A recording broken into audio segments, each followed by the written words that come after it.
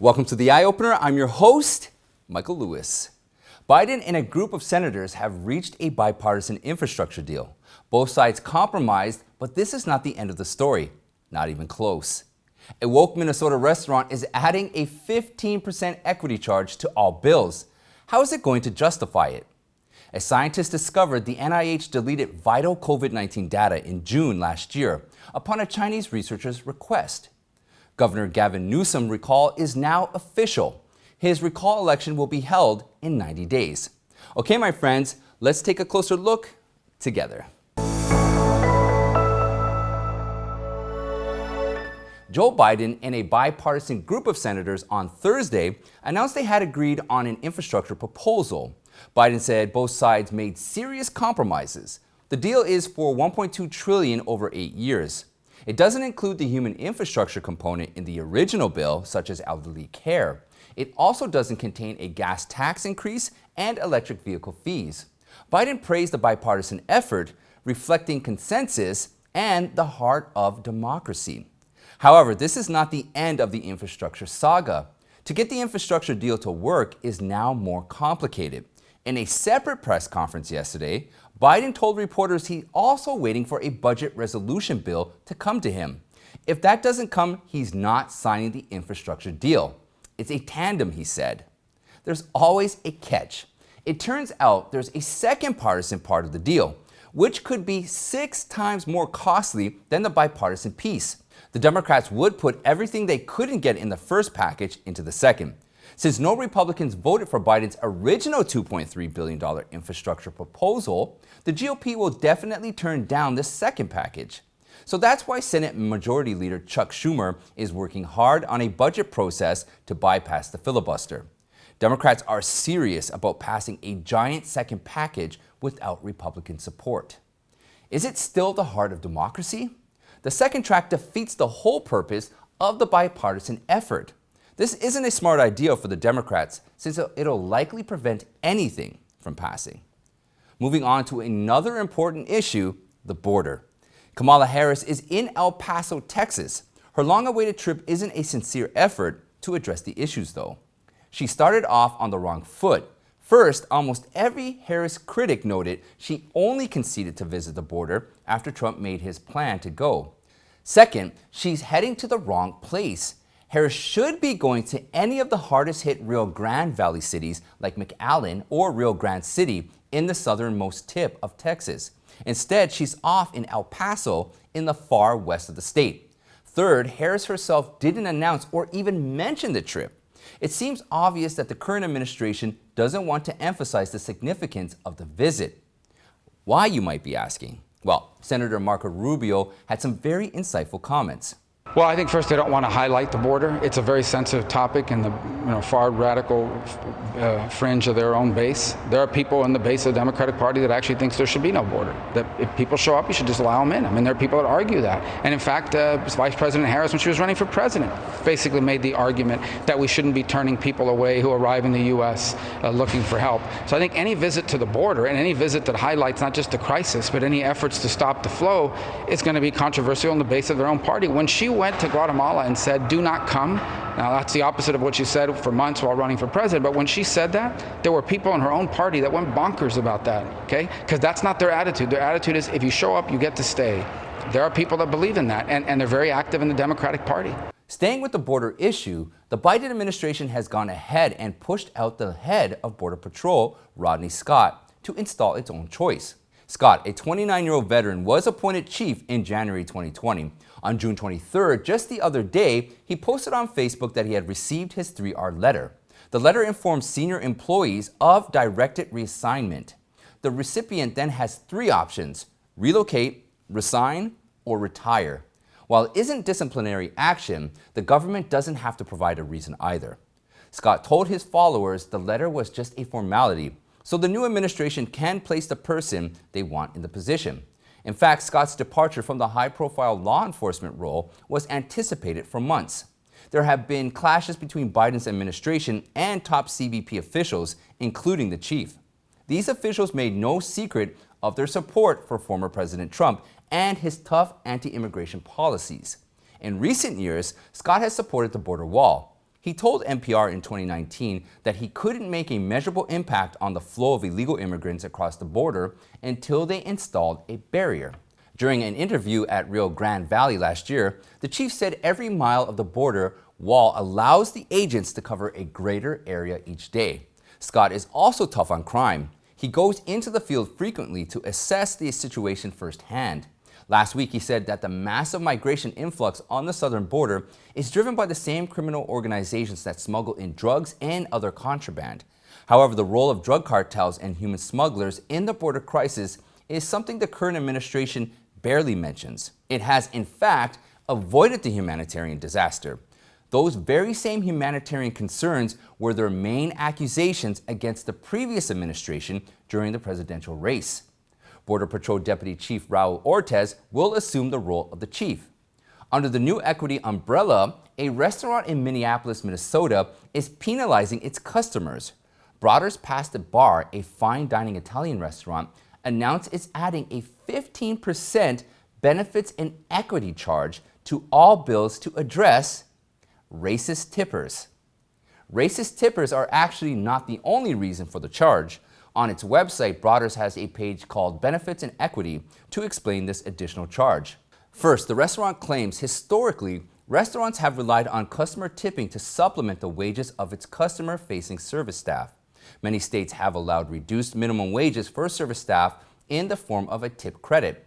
However, a longtime customer, John Mittemore, found out while it's true that some states allowed tipped employees to make less than the minimum wage, Minnesota is not one of those states. Mittemore found Broders' justification for its lower pay is rather deceptive, and just this morning, Broders updated the page and made the correction. Following that first statement, the restaurant says many tippers are racist and sexist. It says, quote, "In general, black or brown servers receive less tips than Caucasian servers. There is a gender bias as well. In restaurants, immigrants and people of color work mostly in the kitchens and have no access to gratuities to supplement their hourly wage, which leads to a disparity between the front customer-facing staff and the back-of-the-house kitchen staff." Then the restaurant goes on to say, this 15% charge is applied entirely to employee compensation to boost employees' minimum wages and improve its staff benefits package for a real earning. Broders originally said the 15% benefits and equity charge is not a gratuity, but it now says it couldn't add the charges as a gratuity because Minnesota law prohibits automatic gratuity. That really tells you a lot about them. Broders wants to add this universal charge anyways, so it has to treat the charge as part of its revenue to be legal. However, think about it. This revenue is not hard-earned. Customer tips because of the service they receive, not because of wait staff's skin color. This is the #1 principle for tipping. Even if there are some racist tippers, how would you justify applying this equity charge to all your customers when the majority of them, just honestly speaking, are not racist? Again, for anyone to emphasize the equity narrative is not a smart move. Broders is risking offending most of its customers for an additional 15% revenue gain.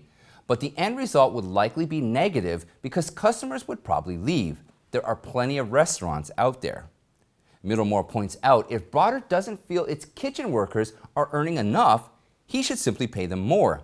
To pay employees more, the restaurant should strive to run a better business. You have to earn it.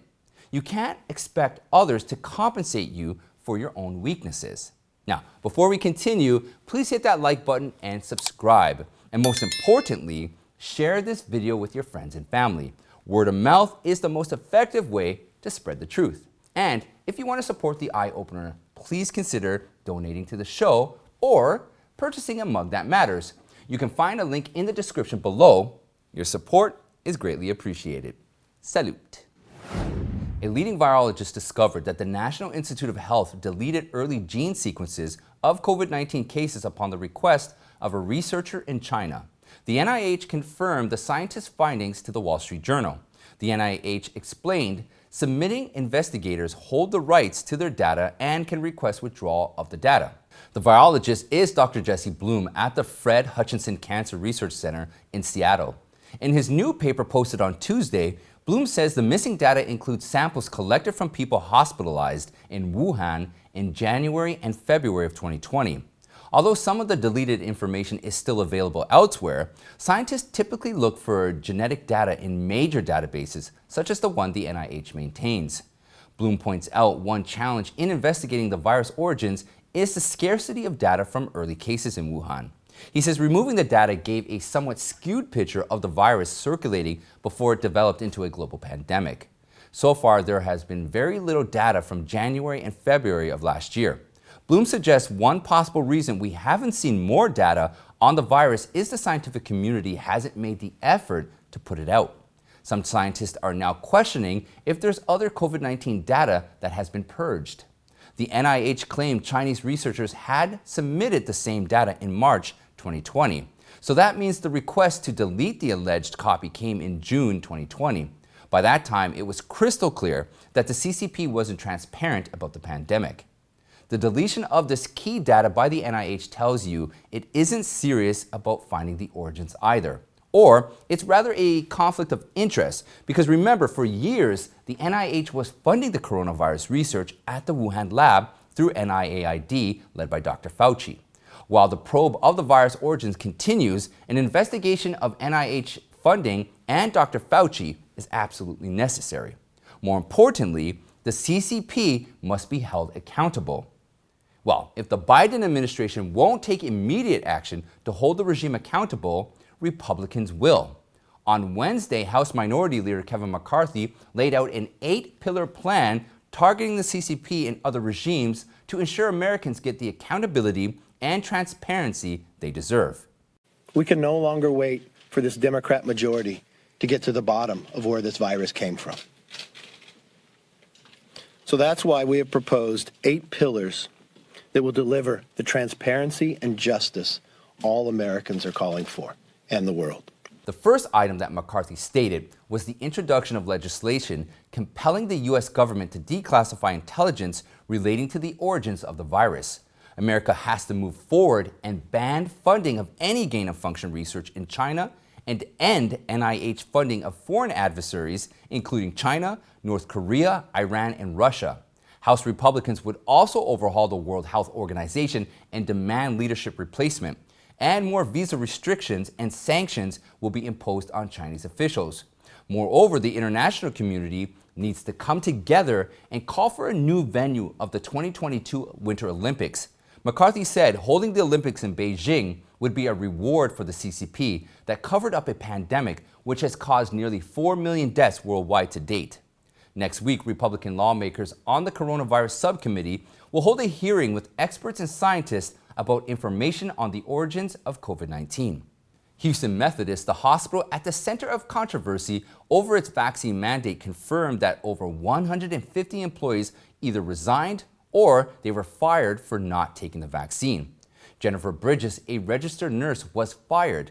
She contracted COVID last summer and doesn't want to take the vaccine, but the hospital could care less. Bridges feels her dismissal is a betrayal of trust. She said they had worked so hard last year and were on the front lines through thick and thin, and the people now deciding vaccine policy weren't even in the building for months. They were at home. Bridges is the lead plaintiff in the lawsuit against Methodist. Her attorney, Jared Woodfill, said the hospital's vaccine mandate is completely inconsistent with federal law and regulations. He argued that people like Jennifer are heroes. They were frontline workers at the height of the crisis. She put her own health at risk to combat the virus and ended up getting sick herself. She recovered and recuperated. And now, all of a sudden, the hospital fired her for not participating in the vaccine trial? Woodfill has repealed the dismissal of the lawsuit to the Fifth Circuit Court of Appeals. If that doesn't go well, they're ready to bring the case to the Supreme Court. Woodfill said this is a case so important that it will set legal precedent across the country. In California, Governor Gavin Newsom's efforts to appease voters with expanded stimulus checks and million-dollar vaccine lotteries bombed. Only 43 people withdrew their names from the recall petition. The recall campaign has 1.7 million valid signatures of the 1.5 million needed. Newsom's recall election is now official. The state finance department takes it from here. It'll estimate the cost of the special election and send it to state officials, including the governor. The recall election must be held within 90 days. Newsom has been heavily criticized over his handling of the pandemic. high taxes, crime, homeless rate, and his wildfire prevention efforts. State Assemblyman James Gallagher said, "It's just been one thing after another with this governor, and finally, he's going to be held accountable." And that's it for today, my friends. Check out this playlist right here for more eye-opening content. You can join me in our Eye Opener Telegram chat room and follow me on Newmaker, Gab, and Parler. Don't forget, please sign up to the email list so that we can stay in touch. I'd like to thank you all, and I'll see you next time.